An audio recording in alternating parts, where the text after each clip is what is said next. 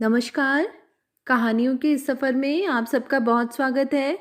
आज हम सुनेंगे ममता कालिया की कहानी थोड़ा सा प्रगतिशील।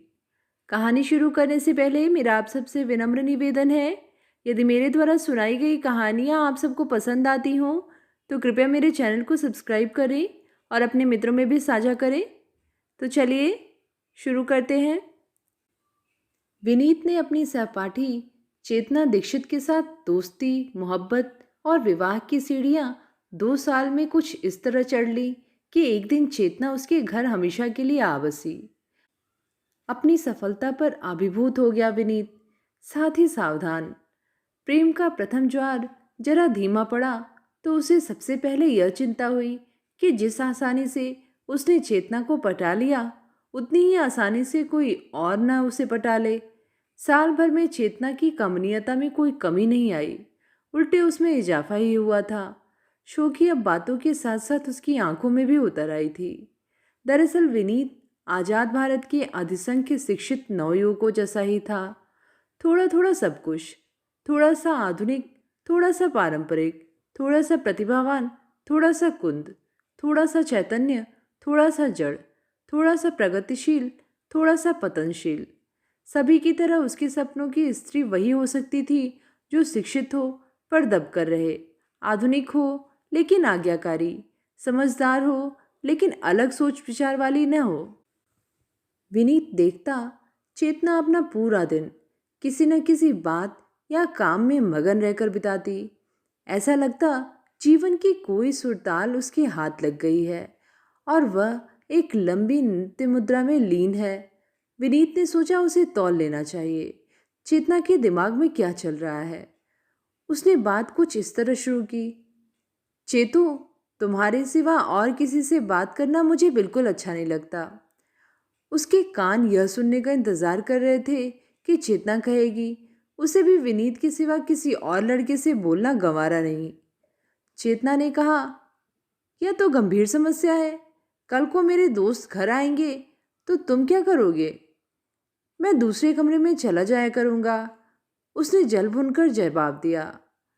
देखो, मुझे तो सबसे बोलना अच्छा लगता है, बच्चों से, बड़ों से, यहाँ तक कि मैं किताबों और टीवी से भी बोल लेती हूँ। चेतना, दुनिया इस बीच बहुत खराब हो चली है। जब भी तुम किसी से बातें करो, एक फासले से बोला करो। लोग लड़कियों के खुलेपन का गलत मतलब निकालते हैं। निकालने दो, यह उनकी समस्या है, मेरी नहीं। चेतना ने कंधे उचका दिए।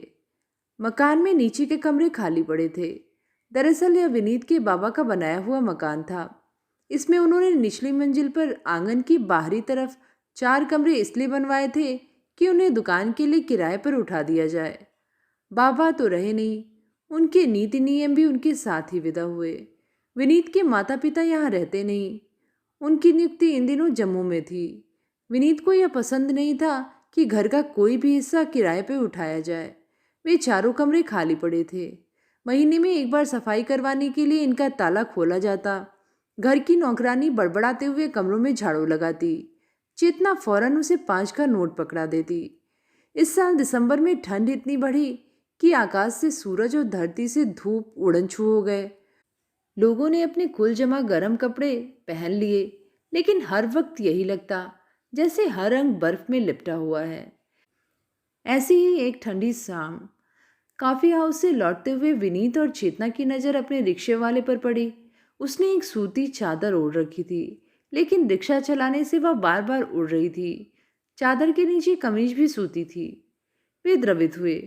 विनीत ने कहा, घर में इतने पुराने गर्म कपड़े पड़े हैं, इसे 2 एक कपड़े दे दें।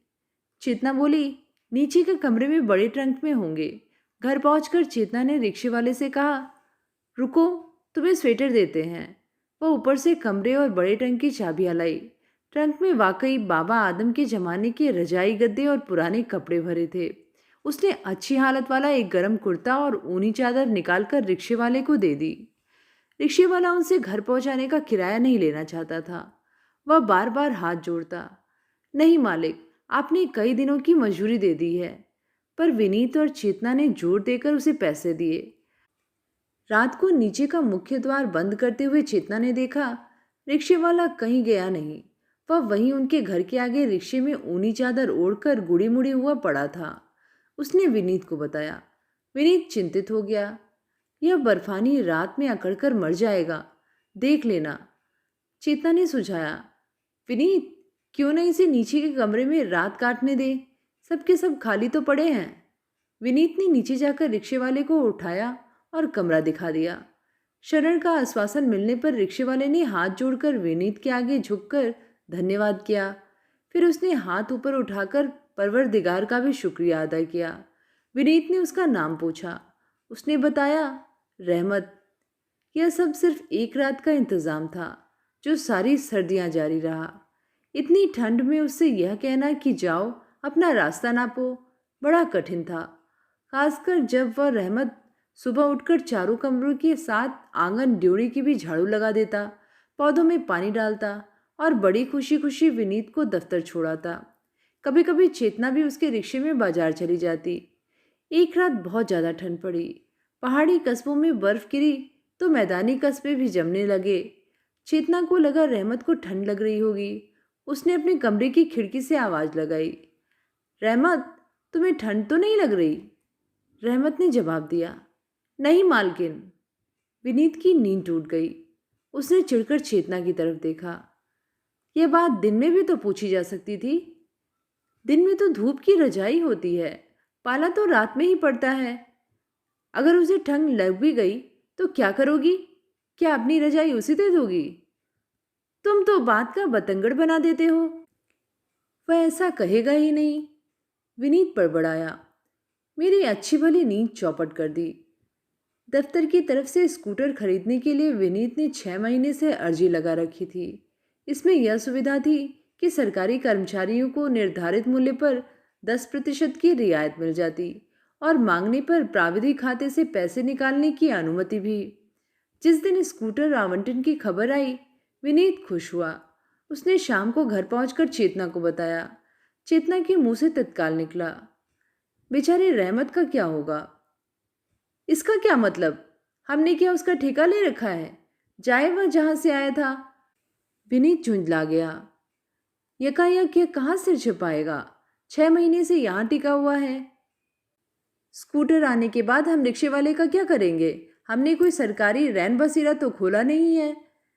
इंसानियत की कोई चीज होती है। चेतना बोले बिना नहीं रही।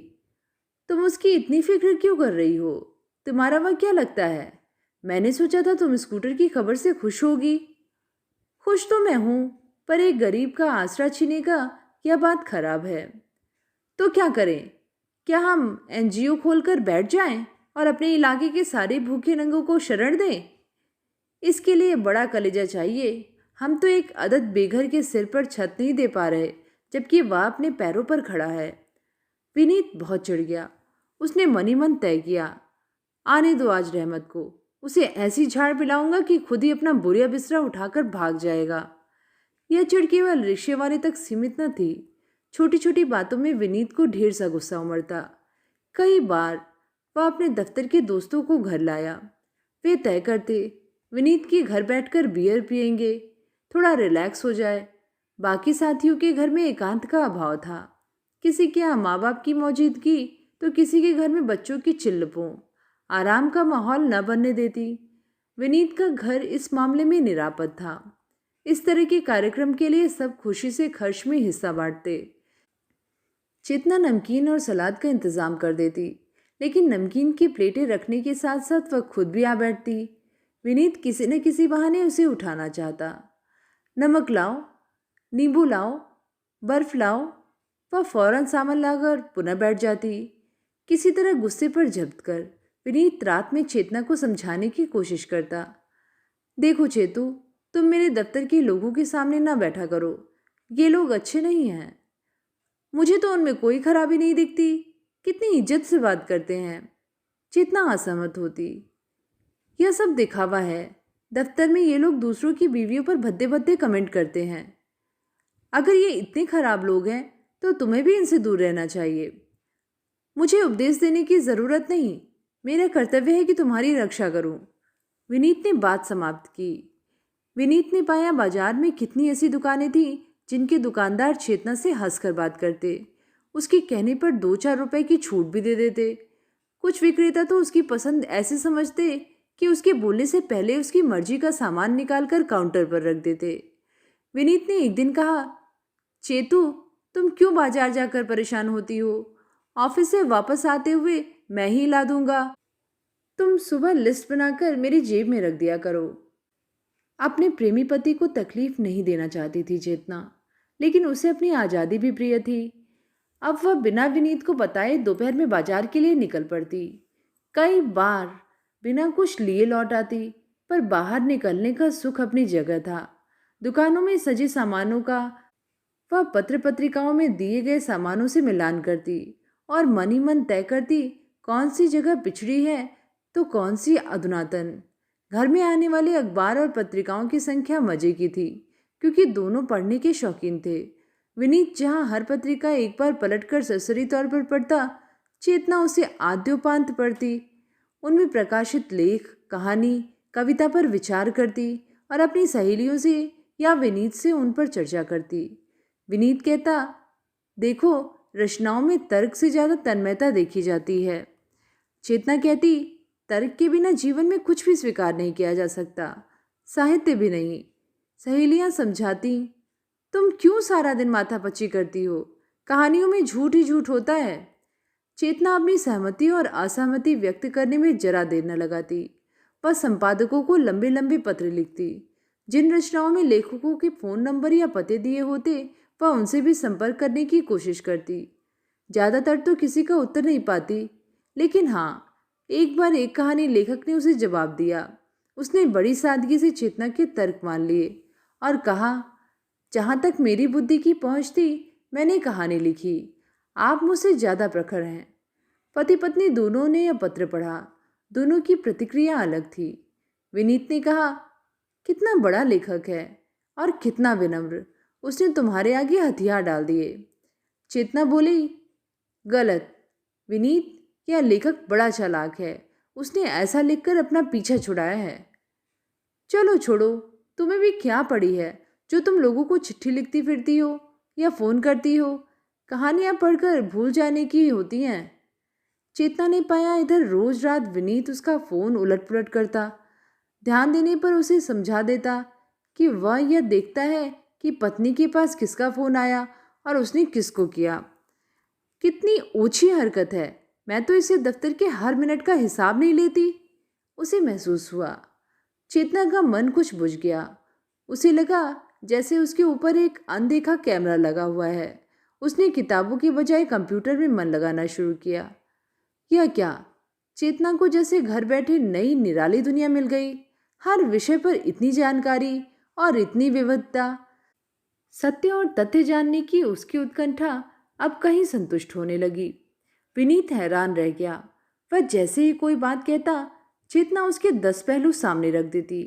विनीत ने उसे नया नाम दे दिया, मिनीपीडिया। चेतना की प्रखरता से विनीत प्रभावित भी था और प्रताड़ित भी। उसे लगता जिंदगी की दौड़ में चेतना उसे बहुत पीछे छोड़ सकती है। फेसबुक पर चेतना के हजारों दोस्त बन गए। वह अब घर ही घर में एकदम मगन रहती। वह रात में जागकर इंटरनेट पर कुछ न कुछ पढ़ती रहती। आजकल विनीत कुढ़ रहा है और मना रहा है कि कहीं चेतना नौकरी करने का इरादा न कर ले। लगता है वहां भी वह उसे पछाड़ गिराएगी। तो ये थी कहानी, थोड़ा सा प्रगतिशील। कहानी आप सबको कैसी लगी नीचे कमेंट में लिख के ज़रूर बताइएगा। आगे भी ऐसी कहानियाँ सुनते रहने के लिए चैनल को ज़रूर सब्सक्राइब करें। फिर मिलेंगे एक नई कहानी के साथ। धन्यवाद।